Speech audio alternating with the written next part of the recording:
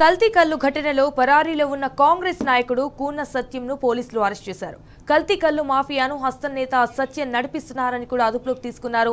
ఇటు కల్తీ కల్లు తాగి ఇప్పటికే 8 మంది మృతి చెందారు. 10 మందికి పైగా కల్తీ కల్లు తాగి అనారోగ్యం పాలై ఆసుపత్రిలో చికిత్స పొందుతున్నారు. అయితే 3 రోజులుగా అధికార పార్టీ నాయకులు అండదండలతో సత్యం పైరవీలు చేసినట్లు ఆరోపణలు వచ్చాయి.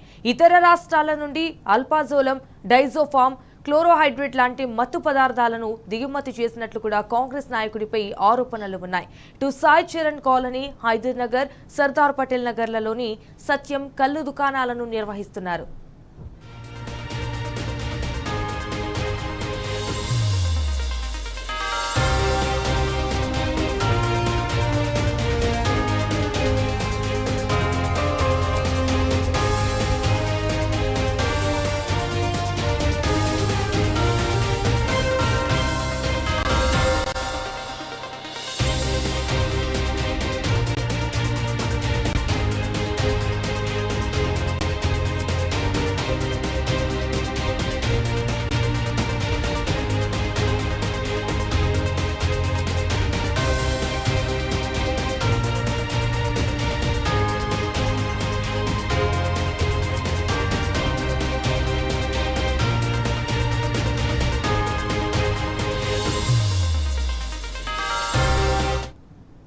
కల్తీ కల్లు ఘటనలో పరారీలో ఉన్న కాంగ్రెస్ నాయకుడు కూన సత్యంను పోలీసులు అరెస్ట్ చేశారు. రైట్, ఇక ఇదే విషయానికి సంబంధించి మరిన్ని డీటెయిల్స్ మా ప్రతినిధి రంజిత్ ఫోన్ ద్వారా అందిస్తారు.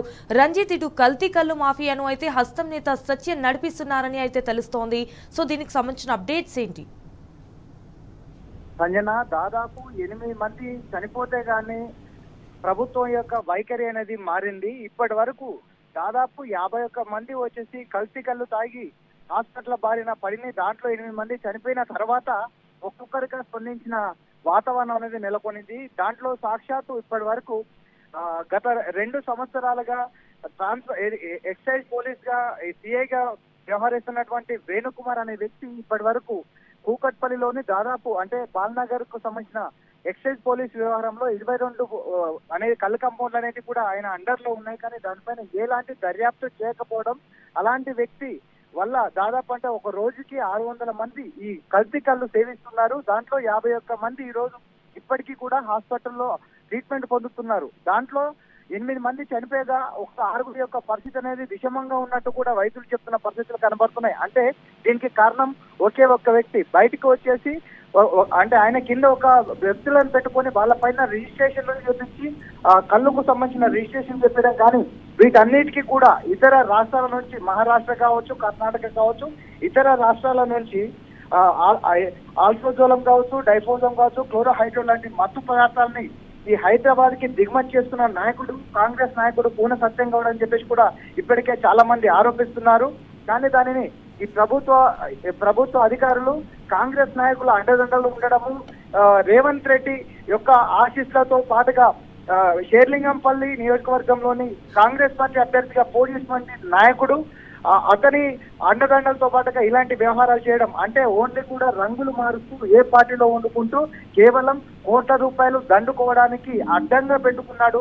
సామాన్య ప్రజల యొక్క ప్రాణాలను చెప్పుకోవడానికి తప్పదు. ఎందుకనంటే కేవలం ఉదయం నుంచి సాయంకాలం కోసం, పొట్ట తిప్పల కోసం పనిచేసే ఒక నిరుపేదలు కూలీ చేసుకొని సాయంకాలం సేద తీర్చుకోవడానికి తాగుతున్న ఒక మత్తు పదార్థాన్ని సేవించి వాళ్ళ జీవితాన్ని రోజు రోజుకొని నాశనం చేసుకుంటున్నారంటే దానికి కారణం ఈ కాంగ్రెస్ నాయకుడు అని చెప్పేసి కూడా చాలా మంది బాధితులు ఆరోపించారు. కానీ వీటిపైన 3 రోజులలో 8 మంది చనిపోతే 51 మంది హాస్పిటల్ అయితే మాత్రం కూడా ఈ అధికారులు మన కనివిప్పని పరిస్థితులు కనబడుతున్నాయి సంజన.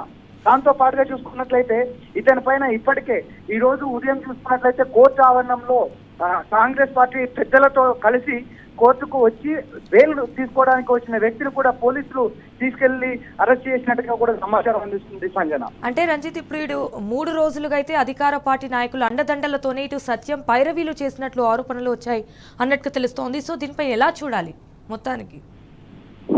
సంజన, కల్తీ కల్లు అనేది గత వారం రోజులుగా జరుగుతుంది. కానీ తెర మీదకి వచ్చింది మాత్రం 3 రోజులే. అంతకుముందు దాదాపు ఒక 4 ఇదే కల్తీ కల్లుతో చనిపోయి వాళ్ళ ఊళ్ళకి వెళ్ళి దహన సంస్కారాలు జరిగినా కూడా అవి ఎక్కడికి బయటికి రాకుండా కూడా ఒకవైపు అధికారులు మరొక రాజకీయ నాయకులు కప్పిపుచ్చారు.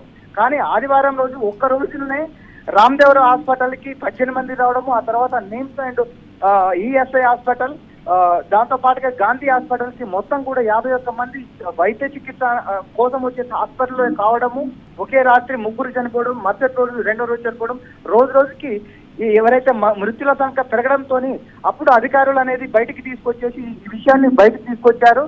కానీ 3 రోజులు స్పందించిన అధికారులు స్పందించి కేవలము ఒక రాతపూర్వకంగా మాత్రమే తాళాలు వేశాము, దాన్ని సీజ్ చేశామని చెప్పారు కళ్ళు కమ్మోళ్ళని. కానీ కళ్ళు కమ్మోళ్ళని సీజ్ చేయలేదు. అక్కడికి వెళ్ళిన కూకట్పల్లి ఎమ్మెల్యే మాధవరం కృష్ణారావు వెళ్ళి ఎందుకు సీజ్ చేశామని తప్పుడు ఆరోపణలు చేశారు, ఎందుకు సీజ్ చేశారని ప్రశ్నించిన తర్వాత అదే వార్తని టీవీస్ లో ప్రసారం చేస్తే టీవీస్ లో కథనం ప్రసారమైన గంటలో సీజ్ చేశారు. అంటే వాళ్ళ పైన ఇన్వెస్టిగేషన్ చేసే అధికారులు లేకపోవడము, కేవలము డబ్బుకు ఆలోచించడము, డబ్బు చేతివాటం కోసి జనాల ప్రాణాలను వాడుకున్నట్లుగా కూడా అధికారులు ఉన్నారు.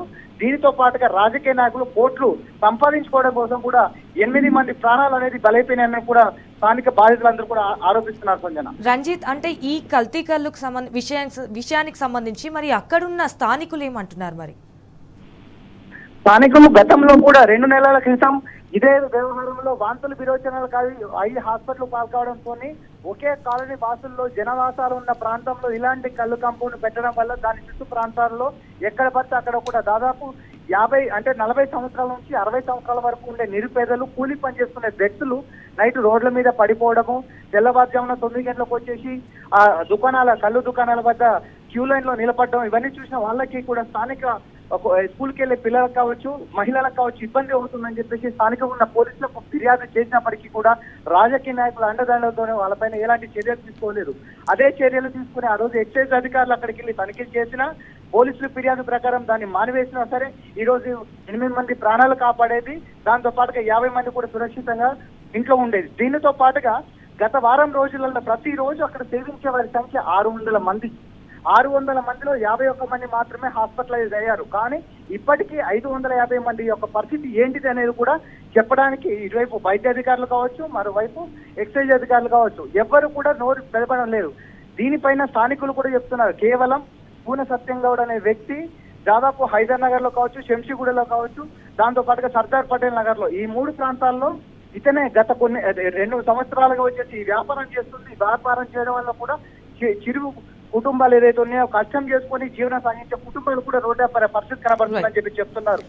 All right Ranjit, thank you for the updates.